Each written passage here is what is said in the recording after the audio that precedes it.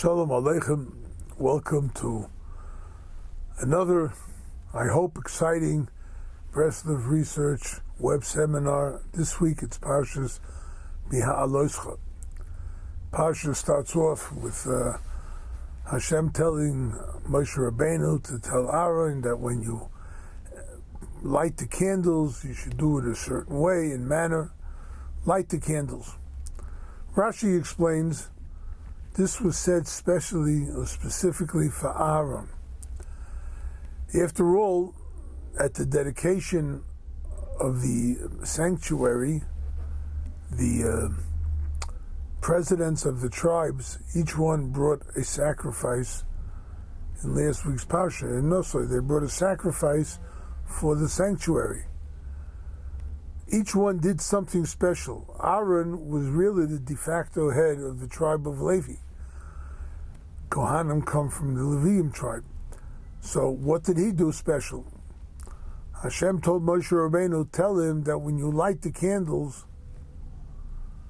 that's very, very special to me. Even more so than the presidents. So, you have yours. Don't feel bad that you didn't bring anything. What you did was very, very great too. Actually greater than them. Rebbe Nachman speaks about the 7 candles, lesson 21 in Likutey Moharan. And he says, well, every person has these 7 candles that they can light. Every person is like Aaron. Every person could light 7 candles in the menorah, on top of his candelabrum, his menorah. He says, why? The Zohar explains that the organs of the body represent the sanctuary. The stomach represents the fire on the altar, right? And so on and so forth. There are different, the heart is the kaporis, the lungs and the heart are the ark, and the cherubim that were on top of the ark. The menorah, the candelabrum, is the head of a person.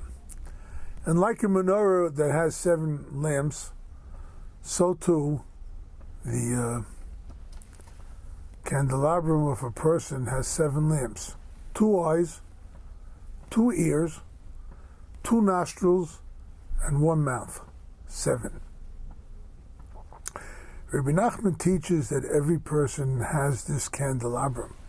Every person could light his own menorah, and he can make himself closer to Hashem. He can inflame his heart so that it will always be directed to Hashem. You can do it. You can do it by sanctifying your eyes. That means not to look where you're not supposed to look. Don't look with an evil eye at somebody. Don't look lustfully at somebody, right? Look for kedusha. Ears. The Rebbe says ears represent Shema Divrei Chachomim. Listen to the words of the wise. Have emunas Chachomim, faith in the tzaddikim, faith in the Torah. Your nose represents fear of Hashem. V'harichoi B'yiras Hashem. Yeshaya Hanovi says in chapter 10, Mashiach will be breathed into life with fear of God. So the breathing is the nostrils. It should be with the fear of God.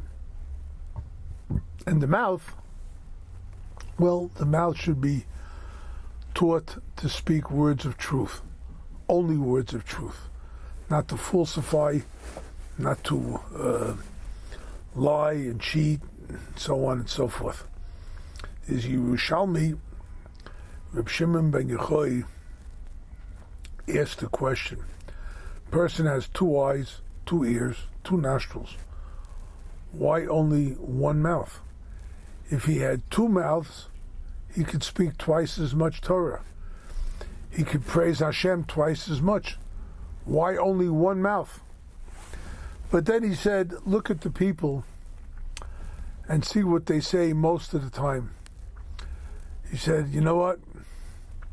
It's enough that he has the 1 mouth and how Levi he shouldn't destroy the world with all the foolishness and slander and lies and flattery that he does speak, and so on and so forth. So we have the one mouth which represents truth. These are the 7 candles, the lamps that not just Aaron could light in the temple, in the sanctuary, but 7 lamps that we ourselves could light up every single day. The parsha continues about the consecration of the tribe of the Leviim, how they were brought in to serve Hashem, and how they became the members of the Jewish nation that served in the temple itself. The sacrifices were done by the Kohanim, but the Leviim were all there in order to help the Kohanim take care of the temple. They were the guards of the temple and whatnot. So how they became, because the Jews at one time, they had the firstborn. They were the ones who were supposed to do the service. But once they committed the crime of making the golden calf, so the Leviim, who did not serve the calf, they were the ones chosen and consecrated to serve Hashem. The parsha then continues with the commandment to make Pesach. The Jews were commanded to observe the Pesach holiday, and on this holiday there were a couple of people who carried the coffin of Joseph, and they were impure, and they couldn't bring the Paschal lamb because anyone who was impure was not allowed to bring a sacrifice. So they came to Moshe Rabbeinu and they claimed and they cried, why should we lack doing this mitzvah? We are impure, but why should we lack? Hashem tells Moshe Rabbeinu, well, okay, they're right, they have a good claim.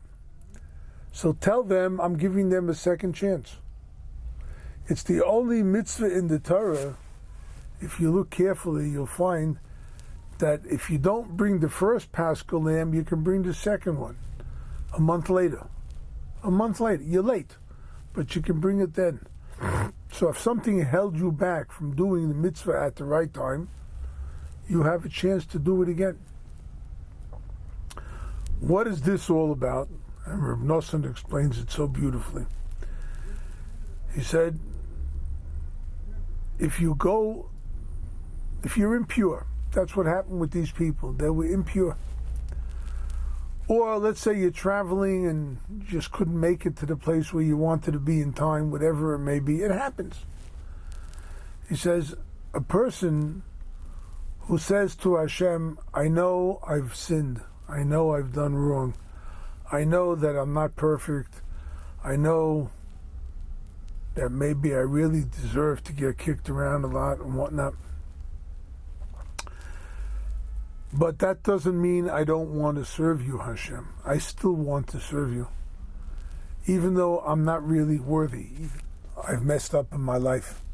I want to come back. I want to serve you. I want to do the mitzvah.